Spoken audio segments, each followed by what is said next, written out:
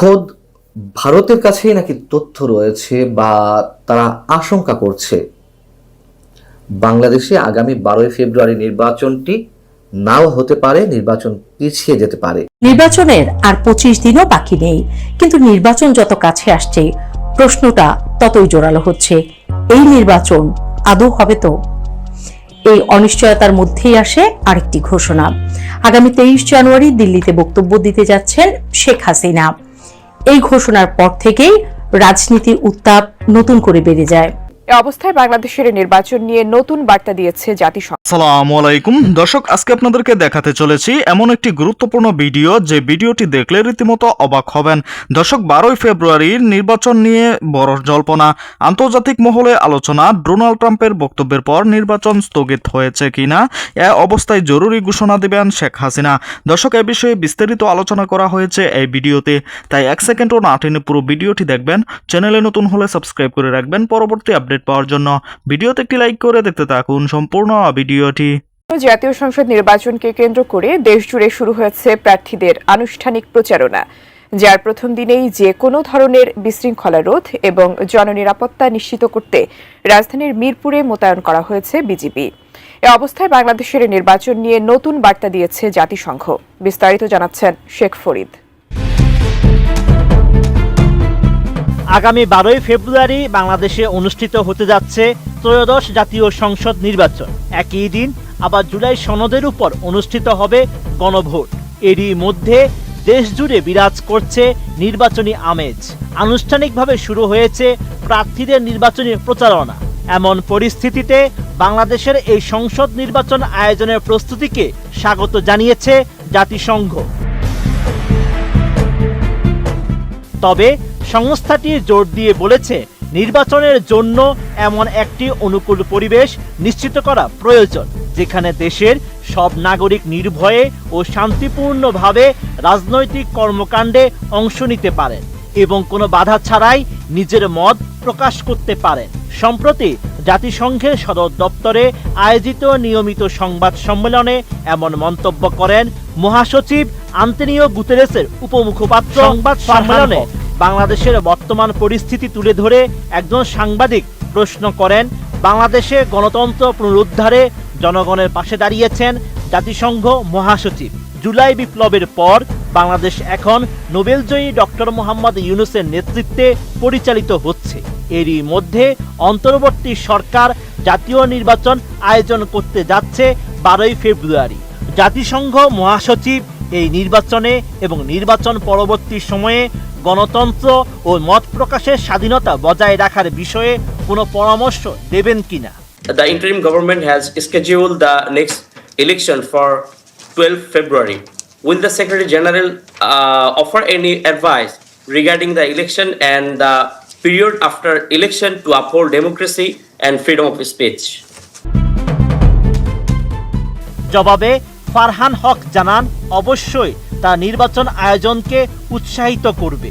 জাতিসংঘের পুরো ব্যবস্থায় তারা এটি স্পষ্ট করে দিয়েছে, নির্বাচনে এমন একটি পরিবেশ নিশ্চিত করা গুরুত্বপূর্ণ, যেখানে সব ব্যক্তি নির্ভয়ে ও শান্তিপূর্ণভাবে প্রকাশ্য রাজনৈতিক কর্মকাণ্ড অংশগ্রহণের পাশাপাশি স্বাধীনভাবে ভিন্ন মত প্রকাশ করতে পারবেন।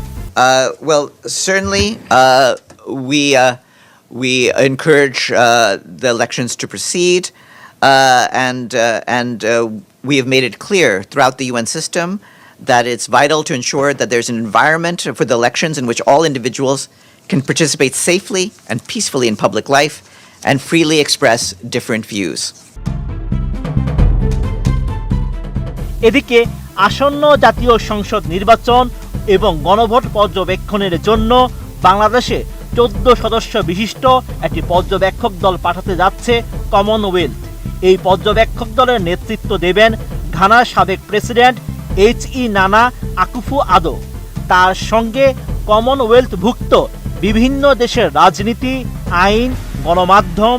নির্বাচনের আর 25 দিনও বাকি নেই, কিন্তু নির্বাচন যত কাছে আসছে প্রশ্নটা ততই জোরালো হচ্ছে, এই নির্বাচন আদৌ হবে তো? এই অনিশ্চয়তার মধ্যেই আসে আরেকটি ঘোষণা। আগামী 23 জানুয়ারি দিল্লিতে বক্তব্য দিতে যাচ্ছেন শেখ হাসিনা।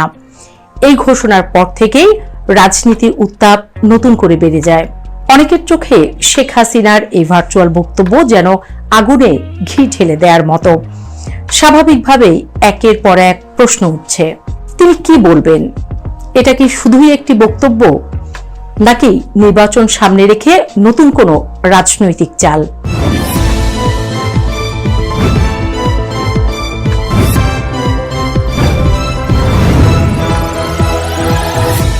এই প্রশ্নগুলো উঠছে এমন এক সময়ে যখন দেশের রাজনৈতিক বাস্তবতা নিজেই চরম অস্থির। মাঠের বাস্তবতা বলছে এই মুহূর্তে নির্বাচনের প্রস্তুতির চেয়ে বেশি চলছে পারস্পরিক অনাস্থা আর অভিযোগের রাজনীতি। দেশের অন্যতম বড় দল বিএনপি ও জামায়াত, এই দুই পক্ষই এখন নির্বাচন প্রক্রিয়ার উপর আস্থা রাখতে পারছে না। একদিকে জামায়াতের আমির সরাসরি মোহাম্মদ ইউনূসের কাছে অভিযোগ তুলেছেন নির্বাচন প্রক্রিয়ায় একটি বিশেষ দলের প্রতি পক্ষপাতিত্ব করা হচ্ছে। অন্যদিকে ঠিক একই সময়ে বিএনপি তুলেছে আরো গুরুতর অভিযোগ।